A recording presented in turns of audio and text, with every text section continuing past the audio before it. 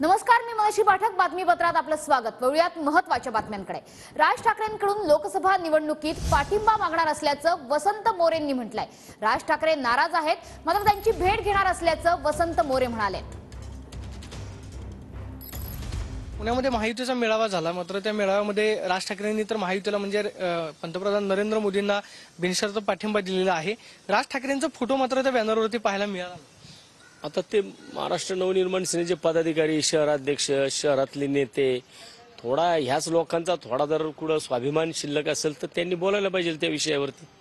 की जर स्वतः साहेबांनी जर पाठिंबा दिलाय असं साहेब स्वतः शिवतीर्थावर न बोललेत, तर मग ह्यांनी ह्या गोष्टी यांना जाब विचारला पाहिजे ना. त्यांनी जाब विचारणं गरजेचं आहे.